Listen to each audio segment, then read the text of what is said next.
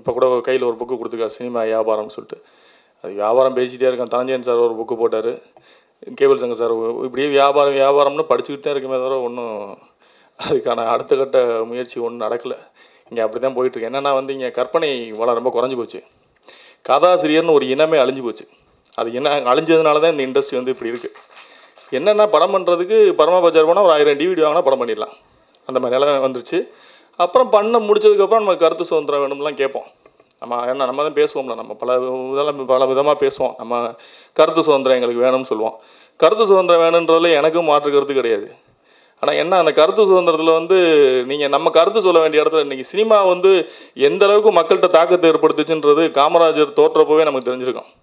அவ்வளோ பெரிய ஒரு நல்ல மனிதரே அரசியலில் தோற்றாருன்னா அது காரணம் சினிமா.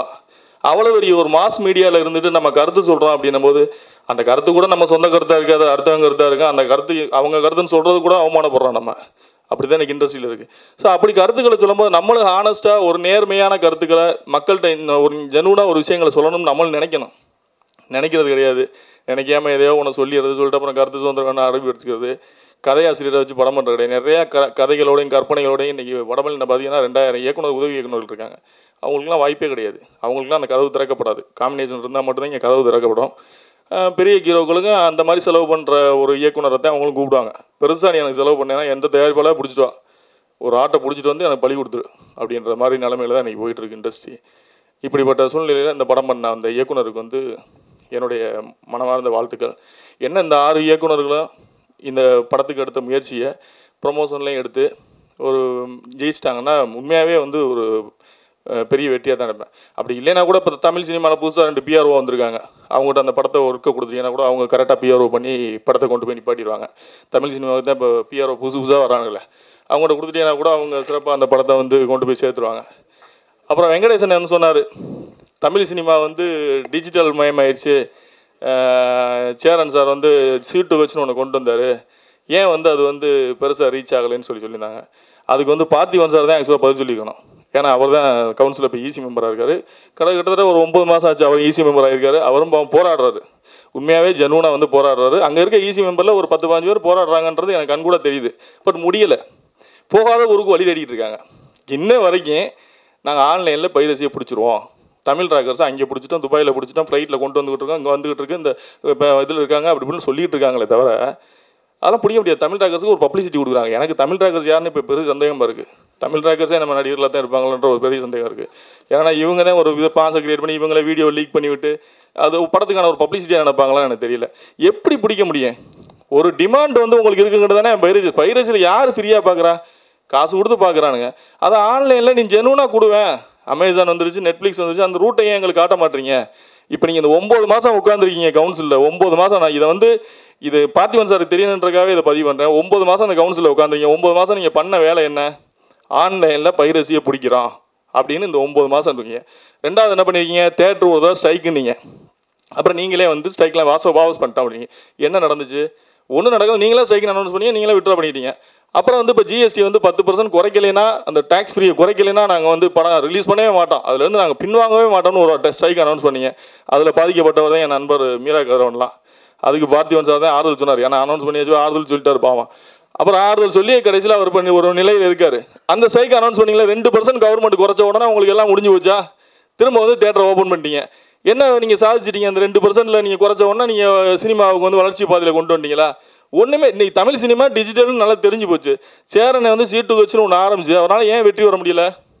ஒரு தமிழை வளர்ந்துடக்கூடாதுன்றது தான் சார், வேறு ஒன்றும் கிடையாது. அவர் வளர்ந்துடக்கூடாது. ஏன் நீ அதை நீ கவுன்சிலில் கூப்பிட்டு இது வரைக்கும் நீங்கள் மீட்டிங் போட்டிருக்கீங்களா? ஒரு மீட்டிங்லேயாவது கூப்பிட்டு சேரன் அவர்களை கூப்பிட்டு நீங்கள் சீட்டுக்கு வச்சுன்னு ஒன்று ஆரம்பிச்சிங்க. இதோட நோக்கம் என்ன? இதில் எப்படி நம்ம இந்த படங்கள் சின்ன படங்களை பிளாட்ஃபார்ம் கொண்டு வரலாம்? ஏன் பேச மாட்டீங்க? ஏன்னா இங்கே 10 தயாரிப்பாளர்கள் வாழணும், அவ்வளோதான். பெரிய தயாரிப்பாளர்கள் 10 பேருக்கு வாழறதுக்காக இந்த சின்ன தயாரிப்பாளர்லாம் பலிகடா. இந்த இடையில இருக்க இந்த மீன் டைமில் இருக்கிறதுக்கு எங்கள் படங்களை போட்டுப்பாங்க தேட்டரில் ஃப்ரீ காஸ்ட்டாக. அந்த போண்டாவோட பச்சி சாப்பிட்றதுக்கு வர்றாங்கல்ல தேட்டருக்கு, கூட்டத்தை கூப்பிடணும்ல, அதுக்காக நம்ம படங்கள்லாம் அப்பப்போ போய்க்கிறோம். இவங்க படங்கள் மட்டும் இவங்க ரசிகர்களையே பிளாக்ல டிக்கெட் விற்க வச்சு சம்பாரிச்சுக்குவாங்க. குறைந்தபட்சம் ஒவ்வொரு நடிகரும் தன்னுடைய ரசிகர்களை நேர்மையான வழியாக கைட் பண்ணி, அரசியல்லாம் உங்களுக்கு புகுத்த வேணாம், அரசியல் பாடம்லாம் நீங்கள் கற்பிக்க வேணாம். ஒவ்வொரு ஹீரோக்களுக்கும் சொல்கிறேன். நீங்கள் கொக்கோ கோலா புள்ளி உரம் சொல்கிறீங்க, படத்தில் கொக்கோ கோலானால தாமிரபரணி ஆற்றில் தண்ணி போயிடுச்சு, அது போயிடுச்சு, இத்தனாயிரம் விவசாயிகள் செத்து போயிட்டாங்க, நீர் மேலாண்மை கெட்டு போச்சுன்னு சொல்கிறேன். நீங்கள் தான் கொக்கோகோலா விளம்பரத்துலேயே நடித்து கொக்கோகோலா வாங்கி குடிங்கன்றீங்க. அப்புறம் என்ன நேர்மை இருக்குது உங்கள்கிட்ட?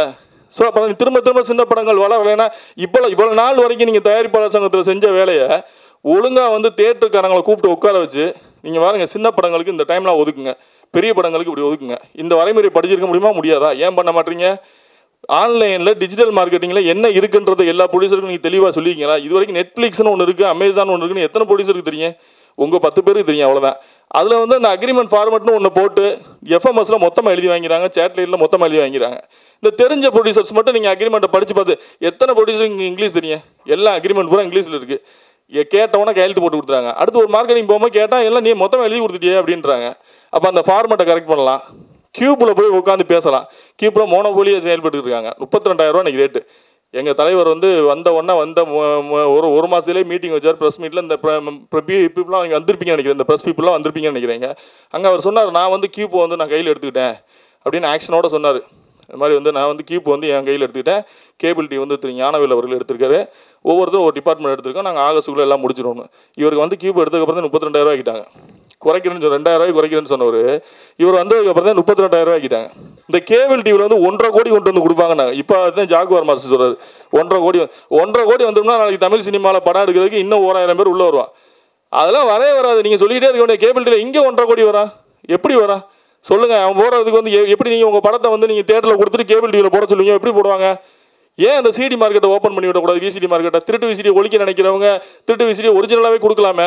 ஒரிஜினல் கொடுத்தா ஒரு வாரத்தில் படம் ரிலீஸ் ஆன ஒரு வாரத்தில் ஒரிஜினல் கொடுத்தா ஏன் சார் அவன் திருட்டு விசிடி வாங்கி பார்க்க போகிறான்? ஏன் நீ ஆன்லைனில் ஒரிஜினலாக உங்கள் பிளாட்ஃபார்மில் விட்டீங்கன்னா ஏன் ஆன்லைனில் பார்க்க போகிறான்? தமிழ் ராக்கர்ஸ் அதே வரைக்கும் தெரியுங்களா? அதுக்காக எவ்வளோ செலவு பண்ணியிருக்கீங்க இது வரைக்கும்? ஸோ ஒன்று ப்ராப்பராக உட்காந்து சினிமாவை வந்து இப்படி பண்ணுறதில்ல சார். அது வந்து சும்மா நம்மளை ஏமாத்துறாங்க, அவ்வளோதான். அரசாங்கம் ஒரு வகையில் ஏமாத்துதுன்னா இவங்களும் நம்மளை ஒரு வகையில் ஏமாத்துறாங்க, அவ்வளோ. சிறுபட தயாரிப்பாளர்கள் இல்லைன்னா தேட்டர் கிடையாது. அது தேட்டருக்கும் தெரியும். என்ன வருஷத்தில் 10 படம் வருது, இந்த 10 படத்தை வச்சு தேட்டர் ஓடிடுவாங்களா அவங்க? சின்ன படங்கள் தான். என்ன இவன் காசு வாங்க மாட்டான், ஒன்றும் ஒரு மணி கொடுத்துட்டு நமக்கான அதில் தேட்டருக்காரங்க 6 மாதம் வரைக்கும் காசே கொடுக்குறது இல்லை. இதை கூப்பிட்டு சொல்லாமல் இல்லையா தயாரிப்பாளர் சங்கத்தில் தேட்டருக்காரங்களை கூப்பிட்டு நீ அன்னன்னைக்கு ஓடுற வசூலை மறுநாள் அவங்களுக்கு பார்ட்டிசிபேட் பண்ணி பேங்கிங் பண்ணிவிடு. ஏன் ப்ரொடியூசர் காசை போட்டு விட மாட்டேன்? உன்னோட ஷேர் எடுத்துக்கிட்டு அவங்க ஷேரை போட்டுன்னு சொல்ல வேண்டியதானே? இது கூட சொல்ல முடியலைங்க தயாரிப்பாளர் சங்கத்தில். நம்ம கண்ணுக்கு தெரியாத ஒரு பேயை வெட்டி தர்றான். தமிழ் ராக்கர்ஸை பிடிச்சிடும் இப்படி வெட்டிக்கிட்டு இருக்கான். இதெல்லாம் பார்த்திபன் சார் செய்வார். ஏன்னா எனக்குள்ள ஆதங்கம் அத்தனையும் பார்த்திபன் சாருக்கு இருக்குது. ஏன்னா நாங்கள் இருக்க ஒரு குரூப்பில் வந்து பார்த்திபன் சார் அவரோட கருத்துக்களை பதிவு செய்கிறார், நான் பார்த்துட்டு தான் இருக்கேன். ஸோ அவருக்கு ஆதங்கம் இருக்குது, பட் வந்து அதை செயல்படுத்த முடியல. இதே நிலையில ஒவ்வொரு பீரியட் வரும்போது நடக்குது. ஸோ மாற்றம் ஒன்று நிகழ்கிறது மாதிரி ஒன்றும் தெரியல, மாற்றம் வரும் அப்படின்றலாம் தெரியல. இந்த மாதிரி நல்ல படங்களை எடுத்து வச்சுட்டு நிறைய இயக்குநர்கள் கற்பனைகளோட இப்போ இந்த முயற்சியெல்லாம் இந்த ப்ரொடியூசர் எடுத்திருக்காரு. இவர் ஜெயிச்சார்னா உண்மையாகவே ரொம்ப சந்தோஷமா ஜெயிப்பார், கண்டிப்பாக ஜெயிப்பார், அந்த நம்பிக்கை இருக்கு. ஏன்னா கேபிள் சங்கர் சார் வந்து அவரை ஒரு தவறான வழியில் கைட் பண்ணியிருக்க மாட்டார். நல்லா பண்ணியிருக்காங்க. இந்த மேக்கிங் பார்க்கும்போது, இந்த சாங் பார்க்கும்போது ஒரு டிஃப்ரெண்ட்டாக இருக்குது, நல்ல அட்டம்ப்ட். பட் ஜெயிக்கணும்ன்றது, அப்படி ஜெயிக்கிறதுக்கான பிளாட்ஃபார்ம் நீங்கள் கிரியேட் பண்ணி கொடுக்காம தனியாக நின்று நாங்கள் எங்கிட்டு போராடிட்டு இருக்க முடியும்? அதுக்கு தானே ஒரு அசோசியேஷன் வச்சிருக்கோம்.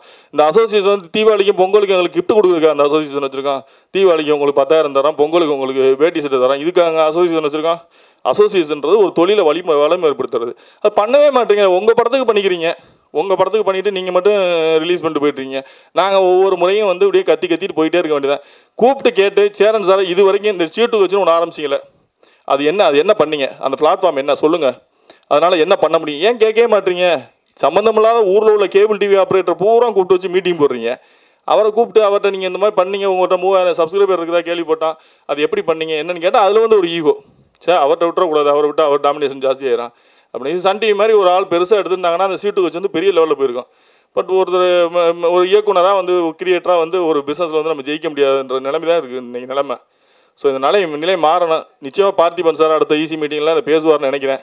பேசிக்கிட்டே இருக்காரு, இனி பேசுவார்னு நினைக்கிறேன். பேசலைனாலும் அடுத்த மீட்டிங்கில் சொல்லுவேன், பார்த்திபன் சார் இருக்கும்போது சொன்னேன் திரும்ப எடுக்கிறேன்னு சொல்லுவேன். ஏன்னா நாங்கள் போய் பேச போகிறதில்ல. எந்த மீட்டிங்கு நாங்கள் எங்களை கூப்பிடுறதும் கிடையாது, நாங்கள் போய் பேசுகிறோம் கிடையாது. ஒவ்வொரு முறையும் இந்த மாதிரி மேடைகளில் பயன்படுத்தி மேடைகளில் பேசி, ஏன்னா வந்து அவரும் வந்து மேடைகளில் தான் வலியுறுத்துறாரு. ஒவ்வொரு கருத்தையும் வந்து அவர் அங்கே கவுன்சிலில் பேசுகிறது கிடையாது. அவர் விசால அவருக்கு ஒவ்வொரு டைமும் தலைப்புச் செய்தி ஆகணுன்றதுல தெளிவாக இருக்கார்.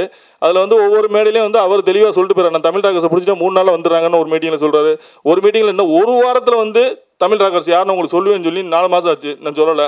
இப்படி ஒரு மீட்டிங்கில் அவர் நீங்கள் நான் எல்லாரும் கேட்குறாங்க, விசாலுக்கு வந்து நீங்கள் அகேன்ஸ்டாக பேசுங்க. எனக்கு விசாலில் எந்த நடிகரும் அகேன்ஸ்ட்லாம் கிடையாது, எல்லாருமே என்னுடைய நண்பர்கள், என் நண்பர்களாக தான் பார்க்குறேன். தப்புன்றதை சொல்கிறேன். நீங்கள் வந்து செஞ்சு முடிச்சுட்டு மேடையில் வந்து சொல்லுங்கன்னு சொல்கிறேன். செய்யாமல் வந்துட்டு நான் அதை பண்ண போகிறேன் இதை பண்ண போகிறேன்னு சொல்கிறத விட ஒரு விஷயத்தை செஞ்சு முடிச்சுட்டு இதை செஞ்சுட்டேன்னு ஆனஸ்ட்டாக வந்து சொன்னீங்கன்னா நாங்களும் உங்களை வாழ்த்துவோம். அதை செய்யுங்கன்னு சொல்கிறேன். இனிமேலாவது அந்த நல்ல முறை நடக்கும்னு நினைக்கிறேன். வந்திருந்து வாழ்த்திய அனைவருக்கும் நன்றி கூறி எனது உரையை நன்றி, வணக்கம்.